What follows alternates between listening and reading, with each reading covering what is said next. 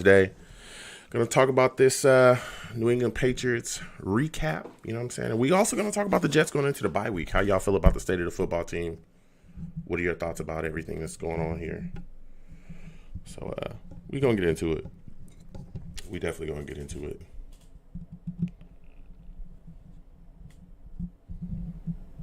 You know what I'm saying? So I want to hear from y'all. Yep. Make sure everybody's in here. So hope everybody's doing well today as well. You know what I'm saying? I hope everybody's doing good. You know what I'm saying?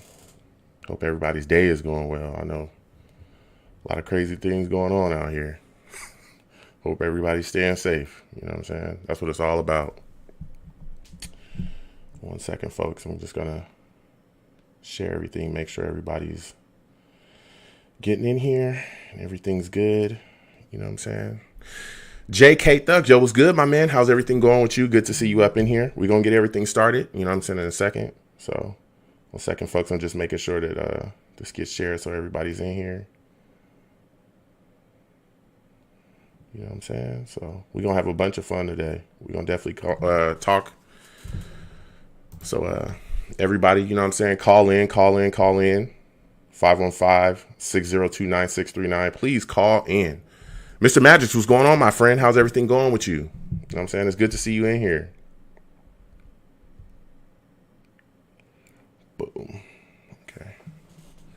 So hope everyone's having a good time, man. We're going to get it started in just a second. We're going to talk about the Patriots. We're also going to talk about this, the state of the Jets, how you folks feel. Again, please call in 515-602-9639. Call in and share your thoughts on the state of the football team, man. You know what I'm saying? So BD, what's going on, my man? BD says, sup, Joe? Jets can't lose this week because they don't play. You got a point. Hold on 1 second, folks. I'm going to mute this really quickly and get the connection so everything's good. Hold on a second. Be right back.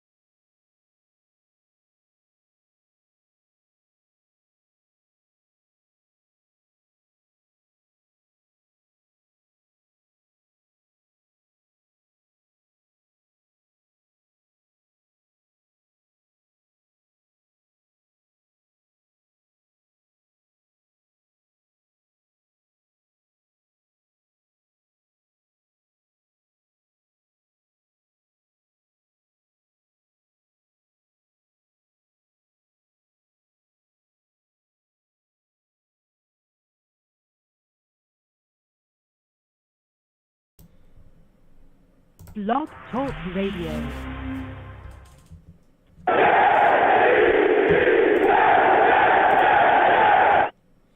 What's going on, folks? It's your boy Long Beach Joe here again. We got a lot to cover, a lot of things to talk about. Let me tell you something.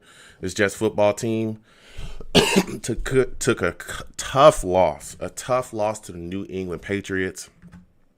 We just couldn't get it done. We couldn't find a way to close out the football game. We were up at one point, and things just kind of fell apart. Horrific penalties. Couldn't figure out, we threw a crucial interception. We just continued to let the Patriots stick around in that football game. And let me tell you something. You do something like that, you're a done deal. The Pats are too good of a football team for us to, allow that to happen. And we did, we did. We absolutely made sure that they stuck around and they burned us for it. And, we ended up losing this football game. But we're definitely going to cover a lot of things in that. Listen, let's go ahead and get into it. I'm the man of the people. I'm here for the people. Let me shamelessly promote my Facebook page. Everyone go on Facebook, search The Long Beach Joe Show. Like that page. My content's up there. Go ahead and give it a listen. Message me. I'll message you right back. I love going back and forth with folks about this football team. Also, leave me some feedback. I love hearing about what you folks think I do here on The Long Beach Joe Show. Excuse me, folks. Listen, getting into it. There's so much to cover. So much. This team, like I said, it was a tough loss. It was a tough watch. At one point, we were up. Everything was rolling. We were doing well. We were extremely excited. And then the inevitable happened. We just kept making critical mistakes.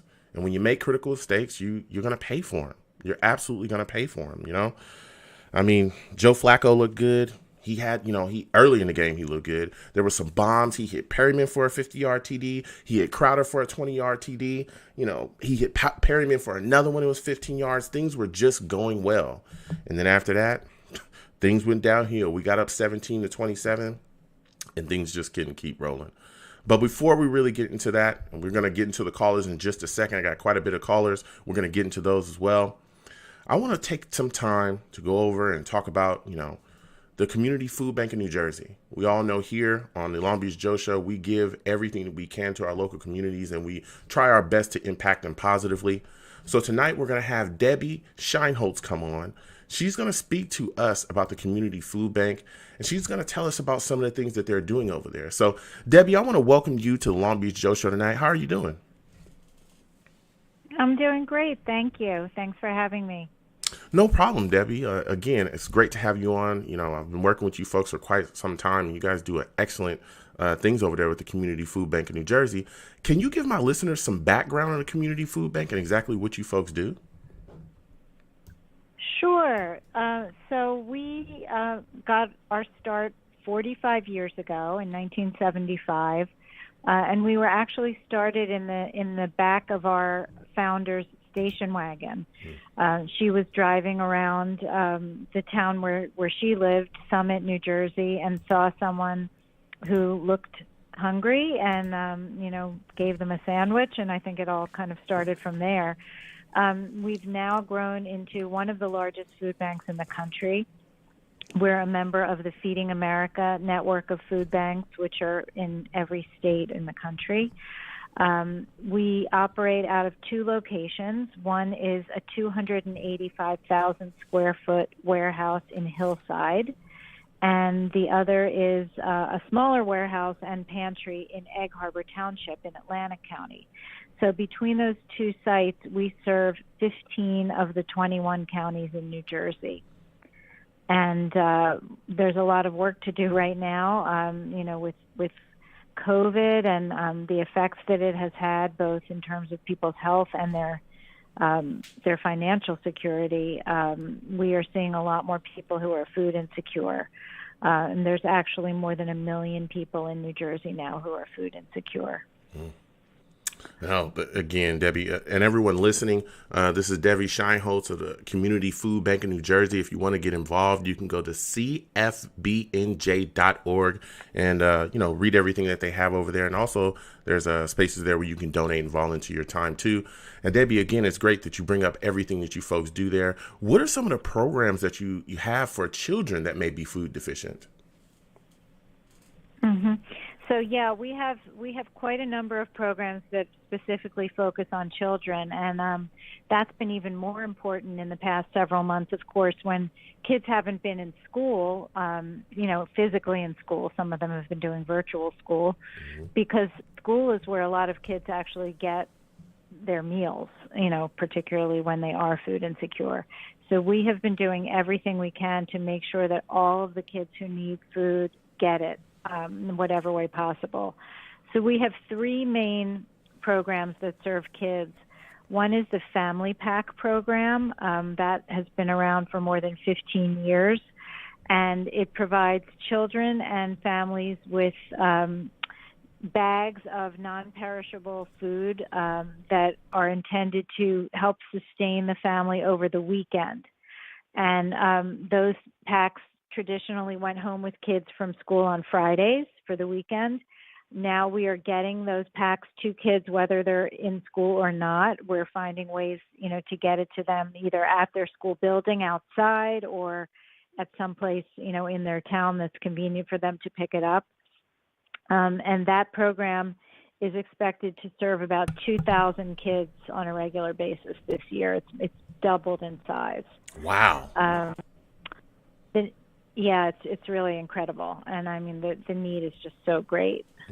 Then we also have a program called Kids Cafe. And again, that's something that typically would have happened in person. Kids who would go to an after school program like at a YMCA or a Salvation Army or maybe at their school would get served a meal, like an early dinner.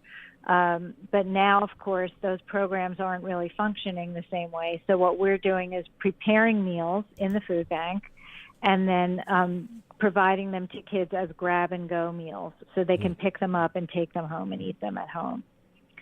Wow. So that's another fantastic program that we have for kids.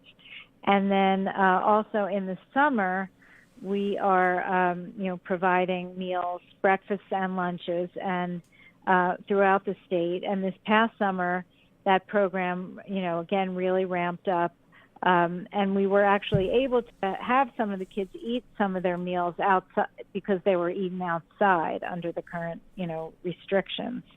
But that program is actually operating really almost all year round now, and we're able to provide kids with the grab-and-go meals as they need them. Mm-hmm.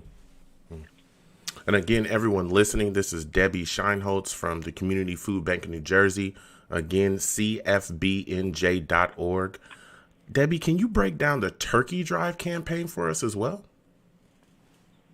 Sure, I would love to. So, every year I think people think of us as a source for holiday turkeys. We want to make sure that people who are in need are able to have just as special of a Thanksgiving as anyone else. And Thanksgiving's such an important holiday as it relates to food. It's all focused on food. So this year is, of course, everyone's Thanksgiving is probably going to be a little different, but we're still trying to provide turkeys and food for a nice Thanksgiving for everyone that we possibly can. This year, we're going to be providing over 24,000 turkeys, 10,000 roaster chickens, and 15,000 boxes of holiday food to people in need. That's about 10,000 more birds than last year. So, again, we're really ramping things up, given people's, difficult situations this year. So some of those turkeys are, donated by some of our partners. Some of them are purchased, of course. And then we also collect turkeys at our annual turkey drive, which this year will be held throughout northern New Jersey next Saturday and Sunday, November 21st and 22nd. So it's that weekend before Thanksgiving, at nearly 40 supermarkets, churches, and other sites around the state. So our staff, and we have a lot of volunteers, are out at all of these sites that, some of them are supermarkets, churches, et cetera, like I said. And people can, if it's at a supermarket, someone maybe goes in and shops. They might pick up an extra turkey or some extra food, drop it in our bin, or maybe provide some funds to us so that we can purchase more food. We have a list on our website of most wanted foods, and we also have a list on our website of where all these turkey drive locations are. And this year we're also going to be making everything very contactless, so it'll be very safe for people. They can just drop their food into a shopping cart. They don't have to, touch anyone or come in close contact. All of our volunteers will be wearing masks, gloves, etc. So we're very aware of some of the safety measures that people are concerned about. We certainly follow them, strictly.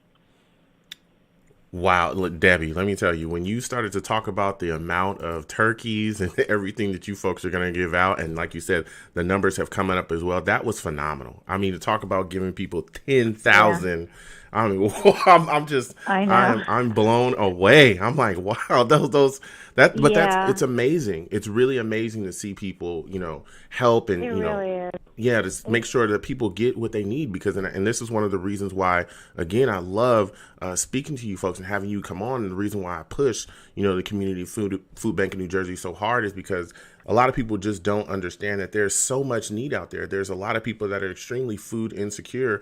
And Yeah, again, it's not just people that that's are, right. homeless or anything like that. There's a lot of people, living check to check that are really scrubbing by right now and they need help.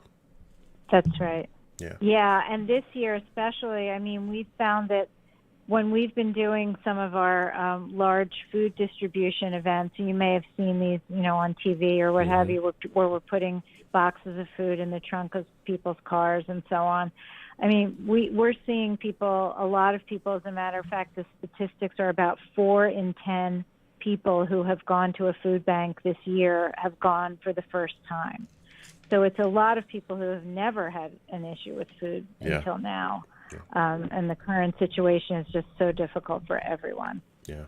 Yeah, it absolutely is. And Debbie, listen, I want to thank you for coming on. It was phenomenal to speak with you. My last question for you is, how can my listeners get involved with volunteering or donating to the food bank? What exactly can they do and how can they give? Yes, there are a lot of ways to give. I mean, basically, we need funds. Funds really allow us to purchase the food that we need and to keep our operation going. We also welcome food donations, and then of course people can donate their time as volunteers. And I would say the easiest way to do any of those things is just to go to our website, which, as you mentioned, is cfbnj.org. And there's a tab at the top that says Get Involved. And you can see how to give food, give funds, or to volunteer. All of that can be done right on our website. And you can also see the sites for the turkey drive next weekend. Well, again, Debbie, I want to thank you for coming on. It was great to speak with you. Thank you again for everything that you do with the Community Food Bank of New Jersey. Now, I want you to have a good night. Thank you, and thank you for all you do for us as well. We really appreciate it. No problem. No problem. All right. You have a good night, Debbie. Okay. Thanks. You too. Bye-bye. Again, that was Debbie Scheinholtz of the Community Food Bank of New Jersey. Everyone, if you can, please get involved. You can go to CF as in food, BJN.org and get involved any way you can. Community Food Bank of New Jersey. They do a phenomenal job. Again, we just spoke about all that they do for the community, helping people, with everything that's going on. There's a lot of people out here, especially with Thanksgiving coming up, that are really looking for their next meal. And again, it's not just people, they're homeless. There's a lot of people out here struggling. A lot of people living check to check, a lot of people that are food insufficient. So please, everyone, get involved. CFBNJ.org. Get involved any way you can there, whether it be volunteering your time or donating, a couple dollars here or there. Everything is appreciated. So now that that's said, folks, we're going to get back into talking about the New York Jets. This situation with this football team, it's tough. It's really, really tough. And we're coming off of a loss to the Patriots that hurt really bad. I know I got a lot of callers on the line. I'm going to get to every single one of you. Please be patient. We're going to get there. Again, 515-602-9639. I'll be coming to everybody. Everybody will get their time. We lost to the Patriots 30-27. Everything was going well. Things were rolling. We got up 17-27, and things just started to fall apart. There was a critical penalty, too many players on the field, on a 4th and 5 that allowed the Pats to continue down. They only hit a field goal from there. Then Flacco throws the interception. Throws a deep pass for an interception. There were other players that were open on that play, but he just could not hit them. The Pats end up scoring a TD on that. And we come back. We have a chance to continue to push forward, and we just couldn't get it done. Critical, play calling and critical times just fell apart again. Flacco took a bad sack. That pushed us back. We punt the ball, and, the Patriots, in Patriot fashion, in true Patriot fashion, find a way. They get a game-winning drive yet again, get down, get themselves in field goal position. They kick a field goal. We're done. The Jets, we're just in a tough spot, man. We're in a really tough spot right now. I know a lot of fans don't mind losing games, but I want to see us at least win a game this year. At least a game. I know there were a lot of people screaming, hey, we don't care. We can lose every game this year. I don't want to see that. I don't. I want to see us compete hard, fight hard, and at least win one game. I don't want to see us go for an over. I don't want to see that. And I thought that we really had a chance in this football game to get ourselves the first win of the season, and we couldn't do it, man. We could not do it. Too many critical mistakes. And I tell you, man, if there's a player that needs to go as soon as possible, it's Pierre Desir. I am so tired of that guy. That guy's got to go. His effort and everything that he displayed against the Patriots was horrific. He must go. At the end of the season, I don't want to ever see that guy on this roster ever again. He needs to be gone. The things that I saw when he gave up that touchdown, he's jogging behind a guy that's taken off away from him. It's like, come on, man. Come on. It's tough. It's really tough being a Jets fan right now. But we'll discuss the Patriots loss. We'll also talk about, we're going into the bye week. We got a bye coming up. I don't want to get your thoughts on, everyone's thoughts on, hey, where does the team stand now? What is the state of New York Jets? How can we move forward? There's so much to talk about. Even though, again, we lost to the Patriots, there were still some standout things from that game that I think that we can build upon going forward in this season. And one of them, I think, is the play of a lot of the players, a lot of the young players especially. Mims, I thought, played well. Lange is a guy, Harvey Lange's a guy that's coming on that we're, should be excited about because he was flying around making a ton of plays. I thought Ashton Davis had a lot of good plays. Fadukasi, showed up. He played well. Sergio Castillo is even kicking well. Ficken, everybody's just kind of ringing him in as the guy that's going to start when he comes back. Hey, listen, Sergio's putting it together out there. He's kicking very well. I think he's like 6 for 7 on the season, and I think the only field goal that he's missed is the one that was blocked. So he's done well, and he's kicked some 50-yarders as well too. So, and Perryman also had a good game as well. Some TDs. He had over 100 yards. So excited about those things, man. But the Jets, we've got to play a complete game, and we got to find a way to put things together and get ourselves a W, man. We got to. So I'm going to go to the callers now. Again, everyone in the chat as well, my savages in the chat, please keep, typing and going back and forth with you folks too during the show. If this is your first time listening to me on whatever platform you listen to me on, not only am I, just on the radio here on Blog Talk talking, I'm also live streaming as well on multiple platforms. So I like to talk to my savages in the chat. That's what I call my chat, the savages, because they savage. Point blank period. You know what I'm saying? They get after it. So I'm going to get to my first caller here. Elias, we're going to come to you, my friend. And I want to talk to you about, what the Jets have going on. I want to get your thoughts on this Jets loss to the Patriots and how you felt about it. Hey, Joe, how you doing, man? What's going on, man? How are you feeling about this Jets loss to the Patriots? 30-27. What were your thoughts about the deep shots that we took and kind of how aggressive we were early in the game? I was honestly really satisfied with the outcome. The only thing that really bummed me out was to see Flacco's all success. And, I'm just kind of annoyed that we opened it up, let him go deep with, let him take some deep shots on the field. Maybe it's because Sam's hurt. I don't know. Maybe because, Perryman's been playing with Sam. But the thing that we got was a competitive game, but still a loss with young guys showing a lot of flashes. And young building blocks showing a lot of good signs. I feel like that's what we need. I'm cool to win a game as long as Jacksonville wins another game. I don't want to be a team that goes 0-16 because that's in the history books. But man, us Jets fans, we need to be rooting for Jacksonville, man. Duval, we gotta hope they're winning some games. Oh man, well I guess.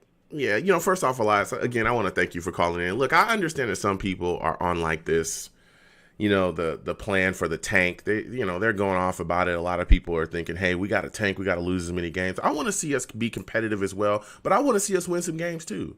I don't mind us, winning 3-4 games, even if that takes us out of the number one pick. I know people are going to, try to kill me for that, but I want to see this team fight. And if we end up winning a couple games down the stretch because we're out there putting it together, I don't really have a problem with that. I really don't. Because again, I think but for Joe, if we win 4 games, the last 4 games, if we win the last 4 games of the season, Gase is coming back. That's what I'm worried about. No. Is that what everybody thinks? Is that seriously what everybody? Listen. But also, at the same time, here's how I feel too. With the way the election went, with Woody coming back to the Jets, he's got a huge ego, and he's going to want to be the Jets' savior. So he's going to want to please the fans, and he's going to fire Gase. I think that's what happened. Mm-hmm. If Chris was still in charge and we won 4 games at the end, I honestly think he would be back. Here's the thing is that I don't think that there's any way that Adam Gase comes back. I don't give a damn if we win 5 games down the stretch. The simple fact of everything that we've seen, everything, the complete just nonsense, the dysfunction, the fact that he's not even the offensive play caller anymore, that should tell you right there. He has no business being here. Point blank period. I don't think there's anything that can save him except for Chris Johnson's idiocy. Now, that's the only thing that will keep him here is if Chris Johnson is just like, well, I'm just going to be stupid like I was when I hired him, and we're going to keep him around. But there's no amount of games that can save him at all. And I understand, some Jets fans may think that, but there's no way. That's why, I know a lot of people have mixed things where some want to lose just to tank and some want to lose just to, hey, get Gase out of here. It's like Gase is gone regardless. He should be gone regardless. There should be nothing that could save him at all at this point, So that's my thoughts on that. But I also want to get your thoughts on this too, though, Elias. Is what were your thoughts about the penalties in critical moments? Because we've seen that throughout this year from this team, where there's spots where we can get a team off the field, or we're doing some good things offensively, and then we find ourselves getting into penalties, whether it be a pass interference or roughing the passer, which extends a defensive player, or a holding call that kind of negates a positive play that we've had as well. What were your thoughts about the critical penalty on that 4th and 5 in that moment against the Patriots? Yeah, the too many men on the field is hilarious, in my opinion. That's just like you can't outlose the Jets, man, honestly. But that roughing the passer penalty on Ashton Davis, I didn't think that was too egregious. He laid a good hit on Cam, but you got it. Like, that's the modern NFL. You can't breathe on a quarterback. A corner can't breathe on a receiver anymore, which kind of sucks. But I was really happy with Ashton Davis, because if he can. I kind of like the idea he plays well, kind of in the Jamal role, in the box, blitzing, also decent in coverage, which Jamal sure hasn't been this year. But and you have Marcus May, and I like him in coverage. He had that great game against Buffalo. I think you could extend May this offseason, because you don't really have anyone else to pay besides you're paying Mosley a lot of money, but you extend Marcus May. I don't think it's going to require that much money. You can have him be the free safety, Ashton Davis be the strong safety, and I think that's really cool. And also, a guy I'm really looking forward to the future is Lorenzo Fatukasi. I hope I'm saying it right. Mm-hmm. He's the best run defender in PFF grades, I think. Something wild like that, which you need that big nose tackle who's going to stop the run like that. We just need to get some good pass rushing ability around him. Yeah. And then you have him, Quinnen Williams, and I like John Franklin Myers a bit too. That's not a bad defensive line. This game, I enjoyed the game because we were competitive and we saw a lot of young guys flashing. Man, Mims, I'm really excited. I didn't know he had that kind of run after the catch ability like that. And who else? Man, he's good. Pirine, of course. Frank Gore got all the carries yet again, but I think he'll be our RB2 of the future. But as much as we want Pirine to get all the carries, we know it's not going to happen at this point unless Core gets cut or something. Yeah. How impressed were you with Harvey Lange? Because I was looking at him, dude. He was flying around, just absolutely, laying the lumber. I was really impressed with his play in this game as well. He was fast, moved around, and made some plays out there. Yeah, Leggy played real well. He's inside linebacker. He kind of does both, right? Both inside and outside linebacker. Yeah, he's been moved around this season. He had a real good game. It's good because before the season we thought our inside linebacker depth was really good, and it kind of has. Everyone's kind of gone now with Mosley opting out. Avery's gone. Hewitt, Cashman can't stay healthy, so. It's good to have another good body in that room for sure, and he had quite a game. Yeah. Now we can talk about going into the bye week with the Jets. the way that they're looking right now, so far in this season, what player has disappointed you the most offensively for the New York Jets? Oh, there's two. So Connor McGovern, because he was kind of supposed to be he was like a top 10 center last year. Yep. But man, Chris Herndon and Ryan Griffin, both of them tied probably. Because Chris Herndon had a pretty good rookie year and then just didn't play last year. And Ryan Griffin, I thought, had a real good year last year, and he got a contract extension. So definitely those two guys on the offensive side of the ball. Like, maybe you can say Sam Darnold, but it sucks, but I don't blame it all on him. But he's definitely who I'm most disappointed in, just from a performance aspect. You know what I'm saying? I'm disappointed with how he's played, but not the player himself, you know? And then on the defensive side, Pierre Desir, but he wasn't going to be here in the long run. Maybe Jordan Jenkins, for sure, actually. Yeah, he's been invisible. Wow. Okay. I mean, those are a couple guys. Where's your assessment of Quentin Williams so far, though? I know he missed the game with this injury, but, this season a lot of fans feel like he's had an impact. There's a couple fans that doesn't feel like he's done enough. What are your thoughts about him so far and going forward in the season as well? Is he a guy that you look at and say, hey, he needs to step up, he needs to continue on, or what do you feel about him? I like Quentin a lot. I think he's had a really good year. I think he had a real good game against Kansas City. He's had San Francisco had a real good game. I don't know if he's really third overall pick good yet, so hopefully he reaches that ceiling. But if he can consistently get pressure on the quarterback, and we can get that big outside linebacker / defensive end to rush the passer, that's a pretty lethal combination. Yeah. What do you feel is the strongest position group on the football team at this point?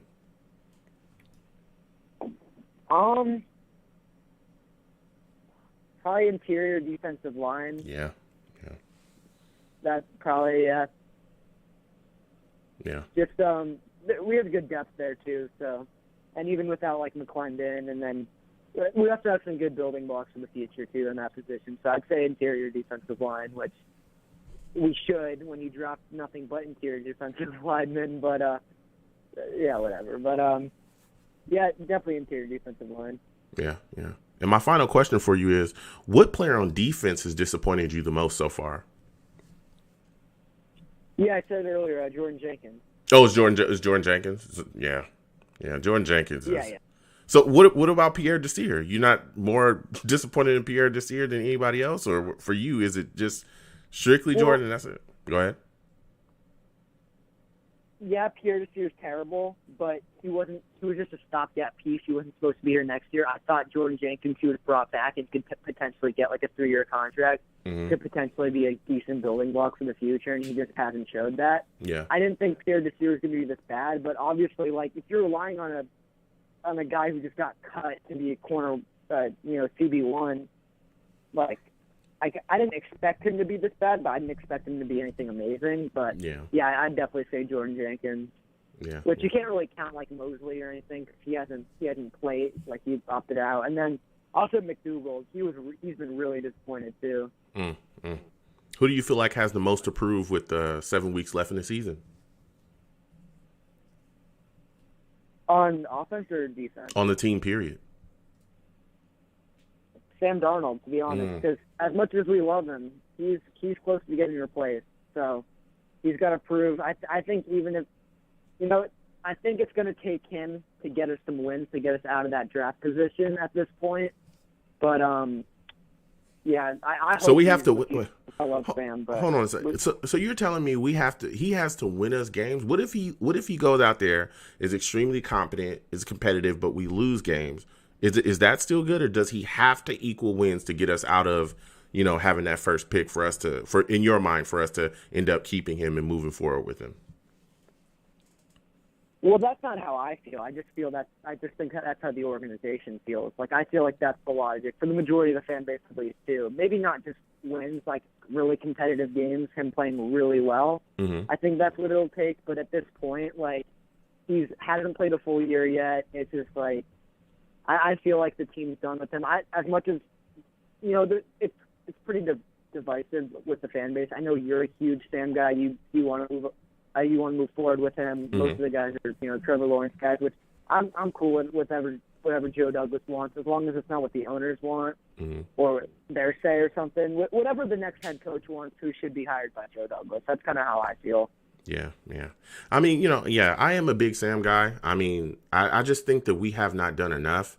I know people are down on him, and I do as well believe that he has to prove some things. He's got to continue to, when he comes back, to play solidly. He's got to show us that he can, be the guy moving forward. Of course, if he comes back and throws, 20 interceptions, people are definitely going to be like, we definitely should move on from him. But if he comes back and he looks solid and he's able to play well, within the system, or, whatever it is the Gay's got going on out there with Loggins now, and just continue to show flashes and continue to show us that he has that talent, it's hard for me to look past him, especially when the opportunity to truly build this football team correctly with the option of trading down is right there, especially when you have the guy, the centerpiece there at QB, that you feel like, that you feel like hasn't got the chance. So that's why. But Elias, listen, it was great speaking to you, man.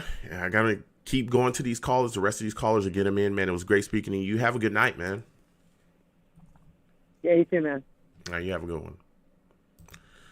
Elias calling in with a great call, a lot of fire, a lot of takes to be shared. Again, 515-602-9639, 515-602-9639. Call in. The lines are open. We've got quite a bit of callers on. I'm going to keep going to the callers in just a second, but I got to get to the savages in the chat, all right? Because they are going crazy in the chat right now. They are going completely crazy, okay? Kyron Rayo, salute to you, my man. Good to see you up in here. Kyron says, Gaze officially lost his job last Sunday. Wow. He says, for the conspiracy theorist, too many men on the field was Boyer keeping his job next season. Kyron went straight to the conspiracies right after he made sure that he let everybody know that Adam Gase is a goner. You know what I mean? No, I understand that some think that Adam Gase somehow is going to weasel his way back in here with a win or 2 wins or something like that. Unless Christopher Johnson is completely out of his cabeza, okay? Unless he's completely gone upstairs, there is no reason that Adam Gase should be able to slither back in the door at all. This guy should be gone. He should be gone, point blank, period. End of discussion. There's just nothing to talk about there. He should be gone. The guy has shown you time and time and time again that he is not ready to, do what you need him to do as a head coach. He's not fit to be a head coach in this league. He's not fit to be a head coach here. He's not fit to, hand your, franchise quarterback over to. He has no business being around, point blank, period. Bills fan 1970 says Gaze is not coming back. I wouldn't wish that on anybody. That's a fact. That's a fact, That's an absolute fact. So salute to everybody in the chat. Salute to Kyron. It's good to see you in here as well, my friend. We're going to continue back with the calls, though. Again, if you want to call in, it is 515-602-9639. Again, 515-602-9639. Call in. Talk to me, about the New York Jets. Let me know how you folks feel about, this team right now, especially this loss to the Patriots. So we're going to get back to the calls again. I'm going to have my guy. It looks like Steve. Steve is calling in, and he's calling. Steve, I want you to talk to us about how you felt about watching the Jets lose to the Patriots 30-27. Well, first of all, how you doing tonight, Mr. Joe? I'm all right, Steve. I'm doing all right. It was tough, after this loss, but I've picked myself up off the floor, and, I'm sitting here talking to Jets fans, fellow fans, and we're chopping it up, man. So how are you feeling tonight first? No, first off, I'm doing all right, man. So let's get to the facts of this game. So obviously, we ended up losing a very tough 30-27 game Monday night loss at home to the Patriots. Yeah. Here were my thoughts about the game. For the first time this season, I did finally feel like that the Jets did finally compete in a very, very good game. They finally played competitive for the first time, I think, all season. I mean, this is probably one of the closest games that they've had. But now there are some things, that unfortunately we just couldn't finish the job. I mean, I was a little bummed out after the game, but you know what? I wasn't too angry as I've been after games, that we played in that obviously we get killed at. I'm like, oh my God, I can't believe we embarrassed ourselves again. But the first time we did it, we finally competed in the game. So now here are some high points about the game I will talk about. I thought Joe Flacco played very well last night. The only thing about his big mistake he had was that late interception he threw down the field to Denzel Mims. Listen, I understand Flacco wanted to be aggressive, and I totally give him the credit for being aggressive, but he should have passed the ball to Ryan Griffin. I mean, if you watch the highlight of that play, Ryan Griffin was wide open on the near the sideline. He catches that ball, he gets at least another 25 to 30 yards on that run. If that play did happen to Griffin, I would have tell you something. We would have at least taken some time off the clock and maybe have kicked the field goal to give more tougher pressure to the Patriots.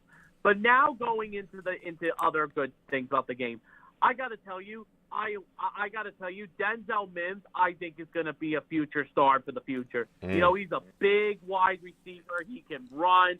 I thought Denzel Mims played phenomenal. Brashard Perriman, surprisingly, I thought the end of the world was going to happen after he caught the 50-yard touchdown pass, okay? Listen, Perriman on Monday night played his best game as a Jet. If he's going to be a future player for us because he only signed a one-year deal, he's got to have games like that. Crowder was pretty good.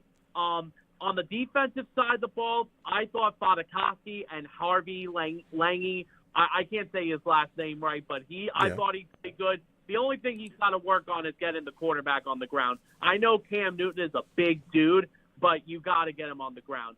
And Ashton Davis, I was impressed with him too.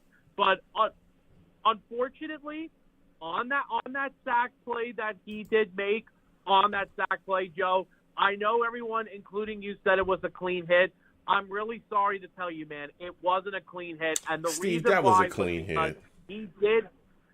No, but Joe, listen.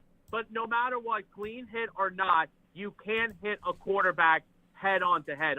Unfortunately, now what's happening in the NFL today is the referees have to make sure the quarterback is perfectly in good condition. Yeah, because listen, hold on, Steve. Hold on a second there, Steve. Listen, first off, again, I want to thank you for calling in. I hear what you're saying, Steve, but that's not what happened.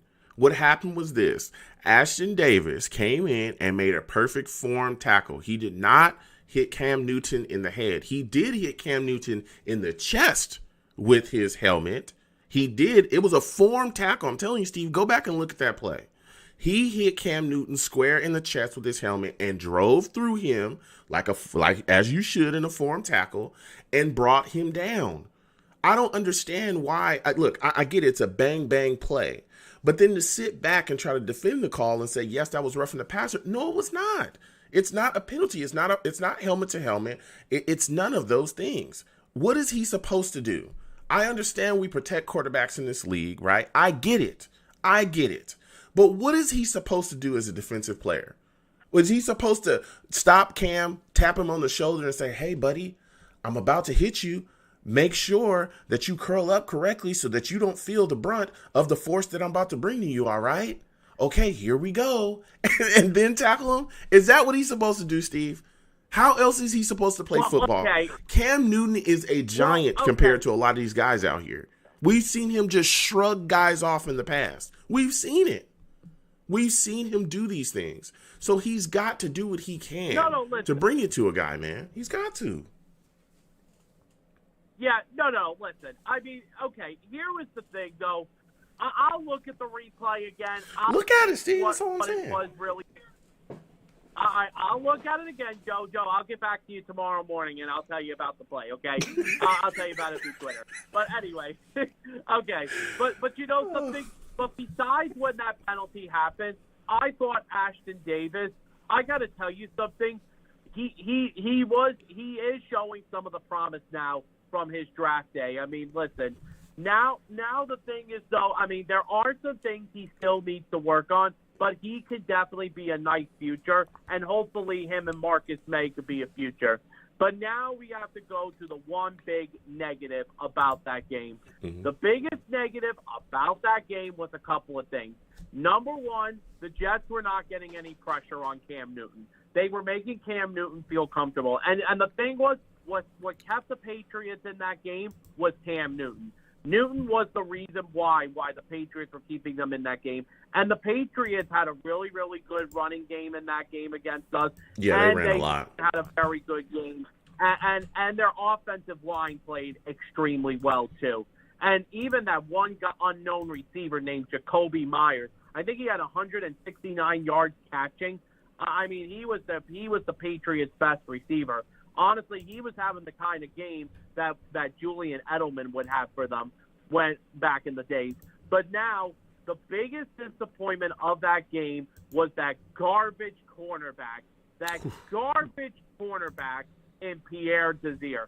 Pierre Desir has looked awful the whole entire season. I don't understand why Greg Williams did not put him on the bench at some point during the game. I was saying to myself, why is Desir still out there? Mm-hmm. Like, all right, now listen, Bryce Hall did get a chance. And listen, Bryce Hall, I thought, did okay, but he is a rookie, and he does got to get some, and he's got a few things to learn. I mean, listen, unfortunately, we just couldn't get the job done, unfortunately. It ended up being a heartbreaking loss at the end. So, I mean, now we got to see what's going to happen going forward. I mean, luckily this week, we don't have to worry about the Jets this weekend because we got the bye. And hopefully by next week, Darnold will be back. So Yeah. And, I agree with quite a bit of your assessment, Steve. I mean, there were some things that I was excited about, though, even though it was a tough loss. Mims, the way that he played, I mean, this kid continues to show up. Like, he continues to look like he could really be a building block for the future. And again, I don't want to get ahead of myself or get ahead, and start trying to put him in the Hall of Fame or anything like that. That's not what I'm doing. But I am saying that I've been very impressed with him and his, just the thing he's done, the plays that he's made, the way that he, is able to maneuver within the offense. So I like what he did. I also like, Harvey Langley as well. Him moving around, absolutely just laying guys out, making big hits out there. Fadukasi is a guy that I thought looked really good as well. And you talked about Ashton Davis too. I was excited about him as well. Some of the plays that he made. I'll keep saying I don't think that hit was a penalty. I'm going to keep saying that because I don't think it was, All right, no, Joe, listen, Joe, okay. I'm just saying. I'm going to say to you again. Yeah. I'm gonna look at the replay again. I'll look at the replay. Okay. And I'll let you know if that should have been a penalty or not. Yeah. The only thing I saw from that play was that when Newton's helmet was being tilted a little bit on that play. Yeah, that's what happens when you get rocked. But no that's matter what happens when you get rocked. Joe, on those kind of plays that are going to happen, on those kind of plays, the biggest thing is the referees are always going to throw the flag because they want the quarterback to be protected. Look, and I get that. But if you're just going to throw a flag just to throw a flag, then what are we doing? Are we playing flag football? I mean, is this the NFL? Or no, what is this? I know. Listen, Joe, come on. Joe, I also got to be honest this year. What is this? Joe, I have to be very honest with you this year. There have been times, not only in Jet games, but if you've watched other games before this year in the NFL, there have been so many times where these referees have been off with their calls. Yeah. That to me. One big play, mm-hmm. the one big play back in Week 4 when we played the Broncos Thursday Night Football back in late September, early October. That play when Darnold got thrown to the ground. Now that's a roughing the passer penalty. Yeah, and they didn't call it. They didn't call it. When I'll tell you what, when Darnold got picked up and slammed into the ground, that's not a roughing the passer. But Ashton Davis hits a guy square and runs through him, and that's a roughing the passer, or that's a penalty. It's insane. I'm just saying. But to keep it moving though, Steve, I want to talk to you about how offensively aggressive we were. There was a lot of deep shots taken in this football game by Joe Flacco. Were you surprised how much, it looks like Darryl Loggins kind of opened up the playbook and allowed Flacco to kind of chuck the football down the field? Because we haven't really seen that, when Sam's been playing at all. Yeah, it's just I was very surprised that Darryl Loggins was letting Joe Flacco do that when he was letting him do that. But the thing is, though, I remember some people were saying on Twitter, when Sam does come back from his injury, and hopefully he'll be back after when we come back from the bye week when we go to L.A. to play the Chargers, a lot of people are saying that is what Sam needs to do. Mm-hmm. But here was the other thing, Joe, that I found that was so disgusting from other Jet fans on the game during the Monday night game. Uh-oh. There were fans talking about how they don't really care about this game. They want to lose. Yeah. Jet fans were actually rooting for the Patriots to win. And Yes. this is the thing that Jet fans were actually saying in this game. They were all predicting that Bill Belichick was going to coach this game badly on purpose.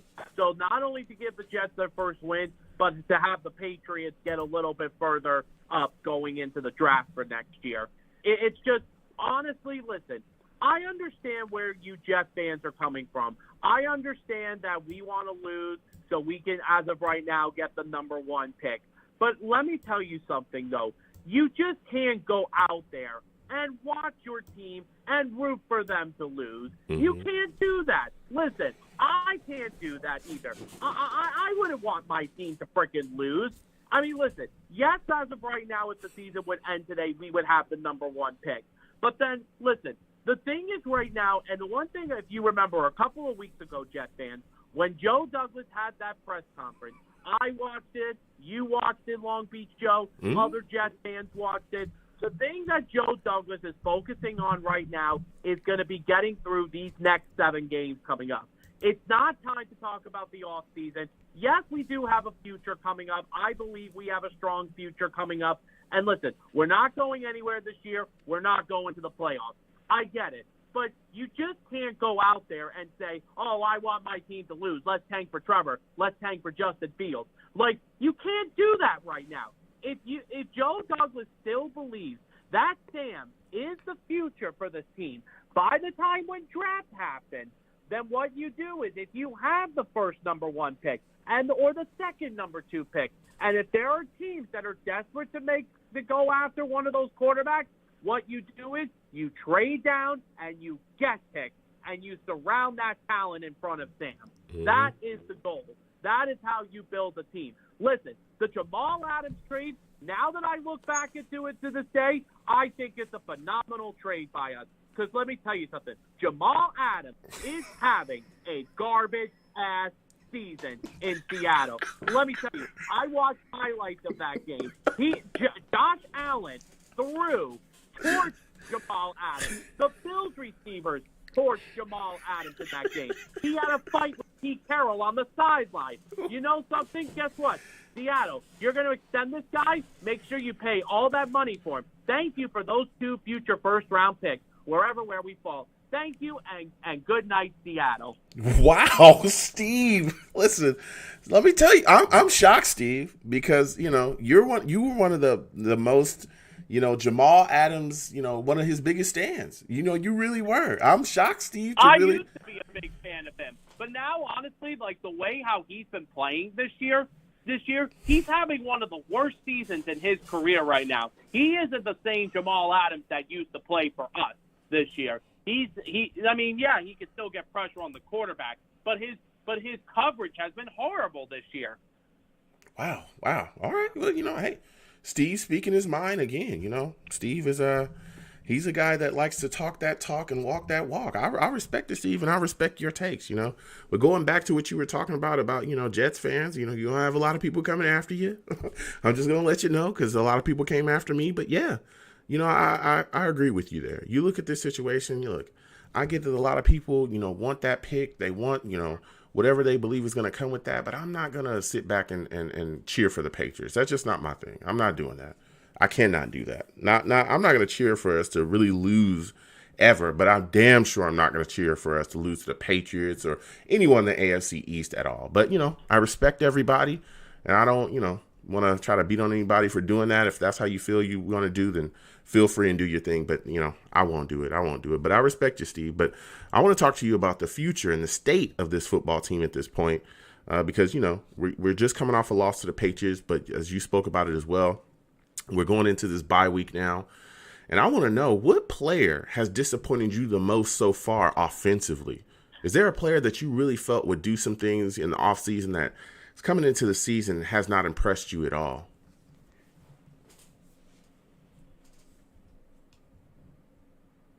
Because the answer to that question is one simple player. Chris. Ooh, Chris Herndon. Yeah. And here is the thing. Herndon, this every time he gets into the ball, I never even attempted to throw a pass to get to him. I mean, it's just Herndon, I don't know what his future is going to be with this team after the season. I mean, listen, it just depends on Joe Douglas. I mean, and listen, before we talk about the next player, here's the thing about for the future, too. I do trust Joe Douglas still. But I do have with I don't know what the record is for the Jets after the season.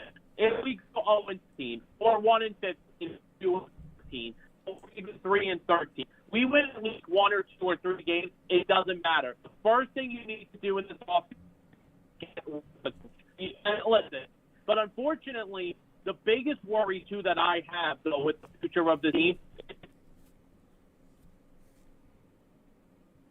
Yeah, you're breaking up a little bit, Steve. You might want to move around. You're breaking up a little bit, but I hear what you're saying. Listen, yeah, can you hear me? Yeah, I can hear you now. Go ahead. Yeah, so the thing is, like with Christopher Johnson is this. It's just he is the thing that I am really worried about with this team because he is unfortunately that does have the final decision with the team. And I know at times he has defended Adam Gase so many times. And I know, unfortunately, Joe Douglas has defended him, too. I mean, listen, when he had his press conference, of course, the New York media was asking him those tough questions about Adam Gase. I mean, listen, he can't expose Adam Gase on a live press conference. He can't do that. But you know something? But that is going to be the biggest fear. And the first thing that needs to happen is, once this season is done, is we got to get rid of Gase. That is the first number one priority. It's just, and the thing, it scares me if we don't get rid of him. Yeah.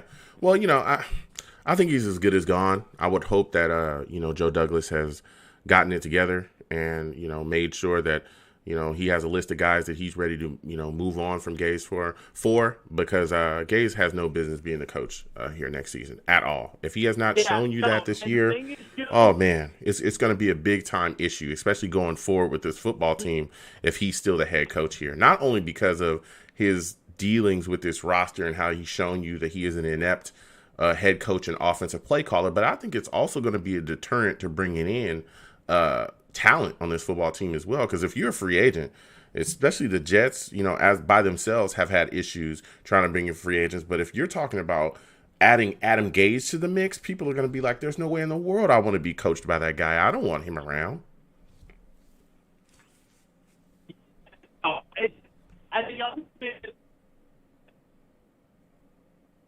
Yeah, you're breaking up quite a bit, Steve. But listen, I hear what you're saying, man. It was great to have you on. You know what I'm saying? It was great to talk to Steve there. He was breaking up a little bit. His kind of phone just went out, so we had to let him go. But listen, Steve was bringing the fire, and he had a lot of great points, a lot of things that he talked about. The fact that, hey, he looked at the situation where, to him, Chris Herndon was a guy that he looked at and said, hey, I was excited about him in the offseason. I thought that he was going to come in and do some things, but he did nothing. He's come in, he's been extremely disappointing. He has not provided the type of, impact that we all thought that he would have. And to me, he's the most disappointing offensive player that we have, coming into this year, coming in on a roster. And I'd have to agree with him. When I look at this situation, to me, I truly believe that Chris Herndon, for all the things that people were talking about in the offseason, I'm talking about, I heard people tell me that he was the next Travis Kelce, that he was going to come in, he was really going to upgrade the offense, especially due to the fact that we were so beat up early at wide receiver. We had so many issues. We had so many things going on, and it was like, oh my goodness. Like, hopefully we can get somebody in here that is going to be able to give Sam, at the time, a, reliable pass catcher, and Chris Herndon just was not a guy that was able to step up and do any of that.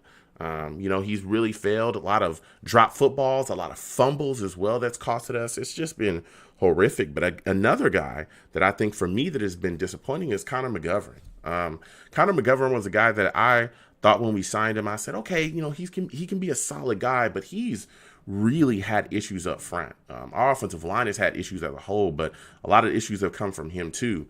And him being brought in and just not being able to seal things up and get the job done has really hurt us. For me, defensively, I think the most disappointing player defensively for me has been Pierre Desir. I've been extremely disappointed with his effort, his output. He's getting pretty much roasted every single game. He's getting cooked. Every single game, we're seeing him give up yards to opposing wide receivers. He's just getting beat so much, it's ridiculous. He's so much of a liability defensively.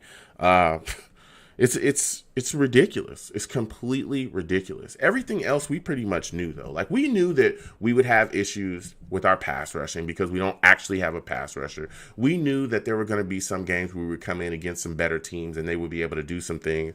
But the way that he has looked defensively, it's like, yes, we got rid of Tremaine Johnson because he was terrible, but it's just like Pierre Desir looked pretty bad as well, too. He's looked really, really bad.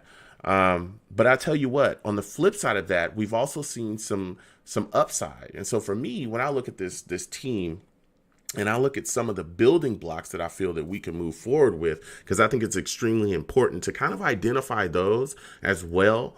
As we continue to go forward in the season, when I look at us offensively and I look at the building blocks, I say to myself, I think that Mims so far, and again, he's only played, a couple games. But so far, he's looking like a guy that it could definitely be a building block going forward for us. Now, do I think that he can be, a standout, just number one? Is he Allen Robinson? I'm not saying that before, because y'all, let me tell you something. Some of y'all love to get in my mentions as soon as possible. Okay, some of y'all love to get my mentions as soon as possible. Okay, y'all love to. Oh, you said this. Listen, okay. Mims has looked really, really good, and especially with the issues that we've had at wide receiver so far. Okay, I've been impressed. I've been thoroughly impressed, especially for a kid that we got in almost late second round. Excuse me. I've been very impressed with what he's done this year so far. Really looking to see how we continue to go forward with him. If he just ends up being a really consistent, solid number 2, I'll be excited about that because we don't even have that. Another player that I think that we can move forward with offensively as well that I've been excited about, and I'll let everybody get their takes out, but Mekhi Becton. I'm surprised that a lot of people haven't talked about him being a block so far, going forward. Mekhi Becton, I've been extremely impressed by this year. Now, yes, he's had some injuries. He's dealt with that shoulder. He did leave the Patriots game as well. They said he had a breathing issue. Initially, it was reported as a chest injury, but it seems like he has a breathing issue, and he's talked about, he's fine. But, man, let me tell you something. Mekhi Becton is something else. I love that kid. I love him.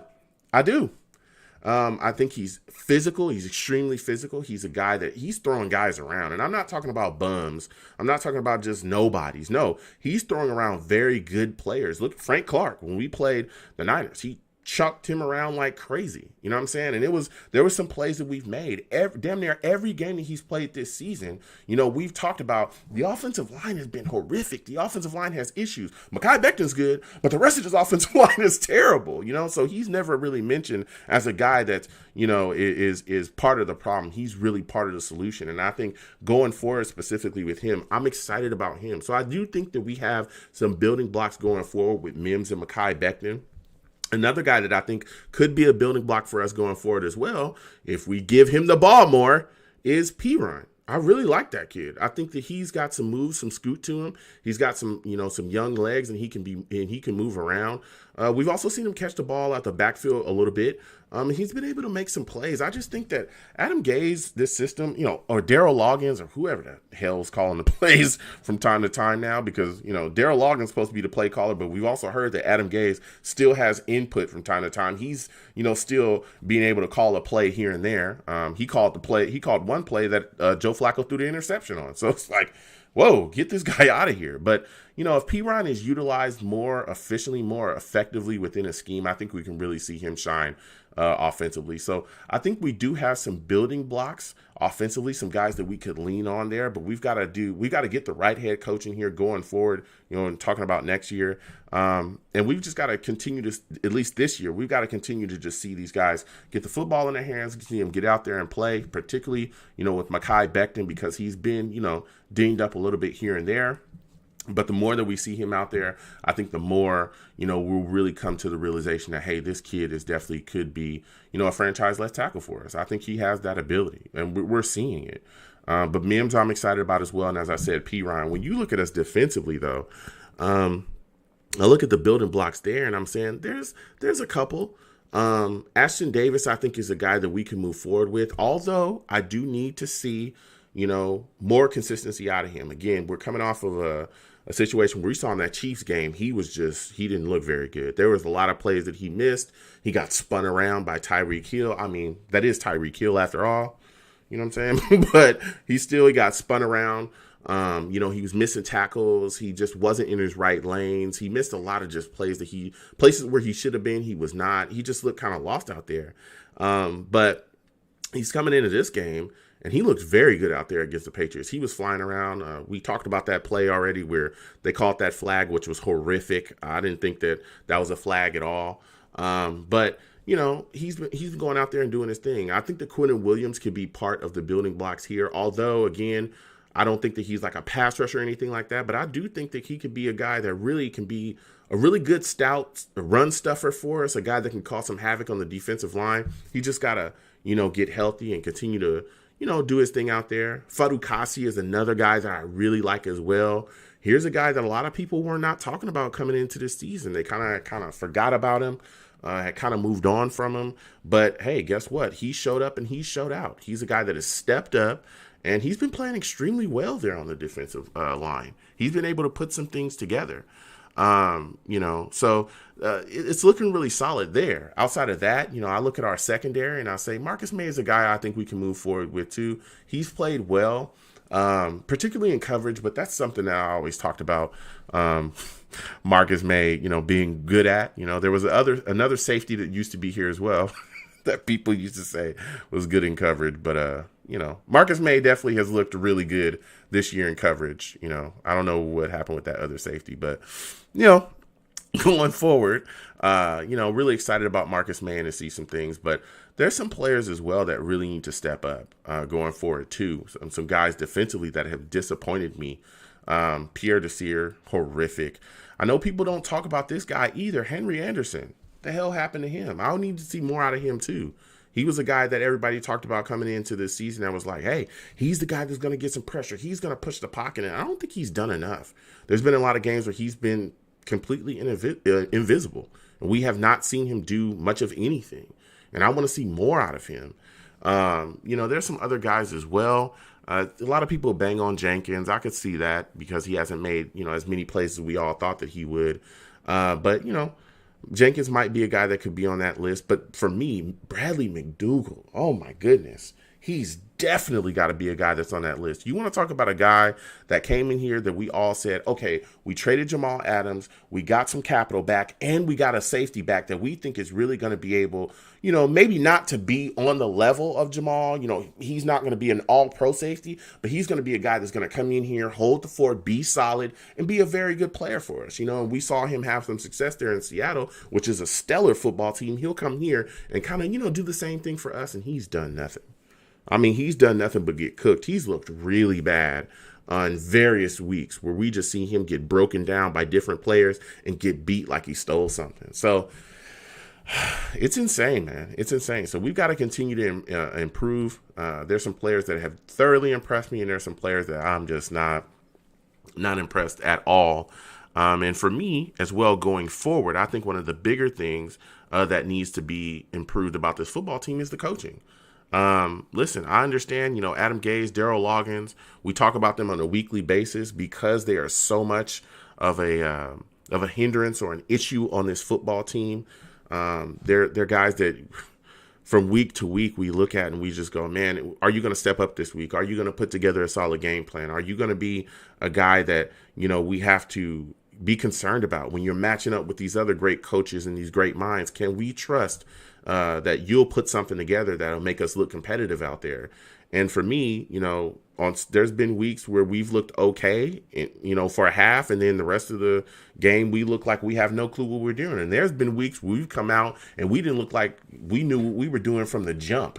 We looked like we just showed up. We maybe practiced once and we came out here to get blown out. So I need to see this coaching continue to be solid or get better and actually become solid, for the rest of this season. I need to, if Darryl Loggins is the guy calling the plays and he's the guy that's truly in charge, then again, we need to see him continue to move forward and finish games. You have to have, you can't just call a half of a football game and be good. You also just can't call, 3/4 of a football game and be good. You have to be ready, because I think a lot of the loss to the Patriots is also on, that final drive in that fourth quarter. Late in the fourth quarter is where you really make your money, as a head coach, especially when we talk about situational football. When you understand that you're going up against a Patriots football team, and we've seen this, outside of just this year with other teams as well in the past that we faced, last year during the season, where we just couldn't get it done when it mattered the most. We couldn't come up in critical points of the game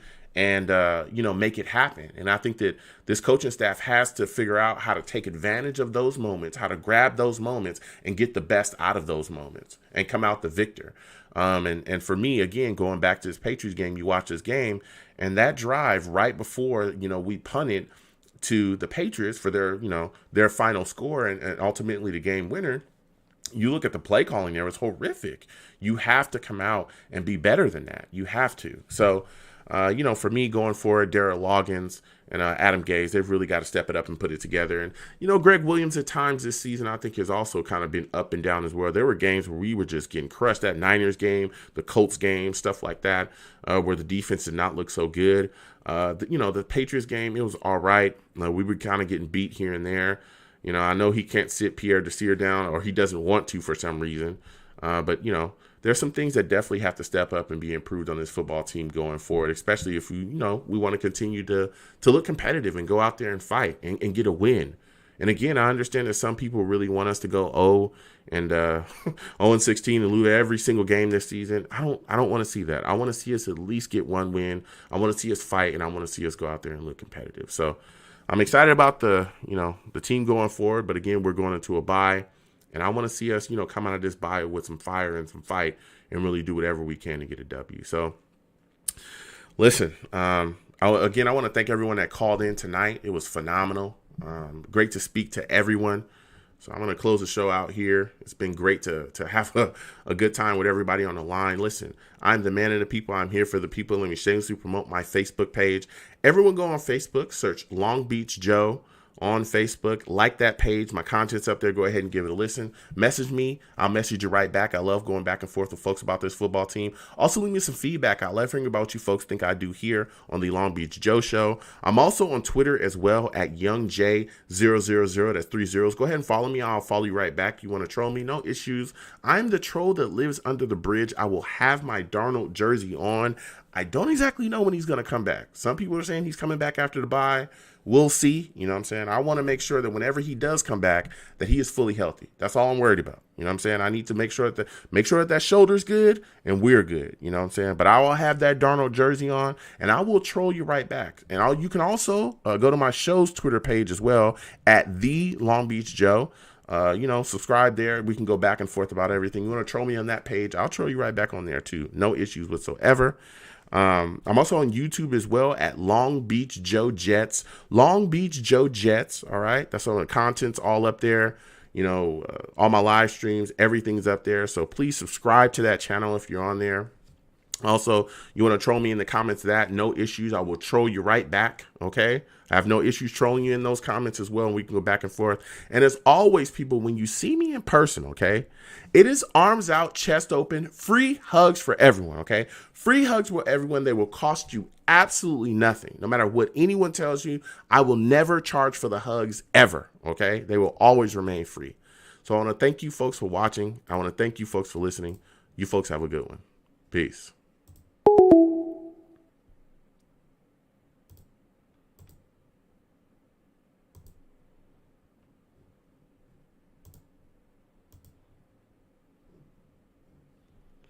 Yeah. 1 second, folks.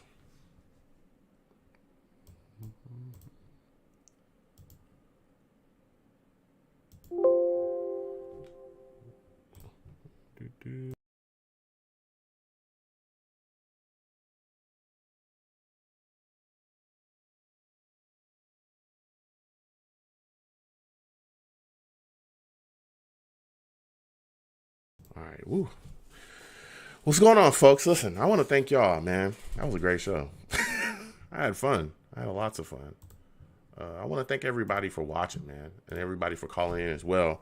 I know I lost a couple callers. I'll try to get to everybody as soon as possible. You know what I'm saying? But we definitely got to talk and go back and forth. So, again, I want to thank everyone for calling in. It was phenomenal to speak with you. Let me see what's going on in this chat here. Bayo, what's going on? Salute to you, my man. Salute to everybody that was watching. Filmmaker Holly, what's going on? Salute to you as well. Portwait, what's going on? Salute to you. Holly says Becton is a legit stud, and the biggest concern is keeping him healthy so that he doesn't miss snaps. Then he can continually develop into what we think he could be when we drafted him. That's a fact. That's a big fact. Jerry Johnson, salute to you. Val Outlaw, salute to you. What's going on? Welcome to the stream. Getting ready to end. Gotta go. Got a crazy schedule going on. John Lancer, what's going on? Salute to you as well, my man. It's good to see you up in here. And again, I want to thank everybody for watching. It was great, talking to you folks. For anyone if it's your first time listening or watching me, exclamation point links in the chat brings up all of my YouTube pages that I have for content that I create. It also has all of my social media pages on there as well. So please follow me across my social media. Please subscribe to all my YouTube channels. It also has the donation link as well for the community food bank. It also has my Cash App link. Some people like to say they want to donate to me, so my Cash App link is on there as well. If you want to donate to me, fine. You know what I'm saying? It's all greatly appreciated. I want to thank everyone that does. So all of that stuff is in there. My iTunes page, everything. So if you want to find out everything that's going on with me, please go to that page and check it out. You know what I'm saying? So everything's in there. So again, I want to thank everyone for watching, everyone for listening. I got to get up out of here because I got to go. Got things going on. But as you folks can see, Christopher Cancel, I think, said something about it. Yes, these are, my new little trusty headphones. I got a lot of things I'm improving about the stream, and I'm going to keep that coming. I'm going to be streaming again soon. We're definitely going to have some fun. We're going to be watching a bunch of things. Rudy, salute to you as well, my man. Good to see you up in here, too. Salute to you. Welcome to the stream. Rudy says he's listening in the car. Thank you so much, man. I want to thank y'all, seriously. All the new subs that I have as well, I want to thank y'all as well, man. Seriously, wherever y'all listen to me from, whatever y'all are doing, thank you for taking the times out of your day. That means a lot to me. You know what I'm saying? To chop it up with me, regardless of whether we're talking about the Jets, we're watching other teams, or we're talking about other teams, or heck, when we just sit in here and just play video games, you know what I'm saying, and go back and forth. I love that as well. So I want to thank everybody for spending time with me. Val Outlaw says, so that means Adam Gase gets a hug too? Hell no, Val. That's the one guy I'm not hugging him. I'll tell you what, he can hug the corner on his way out the door. Get his ass out of here. How about he hug that? You know what I'm saying? He can hug the doorknob as he, on the other side of the door. How about that? You know what I'm saying? No, he gets no hug. You know what I'm saying? Get him out of here as soon as possible. But for the rest of y'all, you know what I'm saying? The hugs are free. You know what I'm saying? The hugs are free. And again, I want to thank y'all because I truly appreciate it. I'll be streaming again soon. I'll let you folks know. We're definitely going to play, some games and stuff. My schedule is just really crazy right now. But once that clears up, I'm telling you, we're going to have a lot of fun. I got a lot of things coming. So I want to thank you folks for watching again. You folks have a good one. All right, y'all have a good night.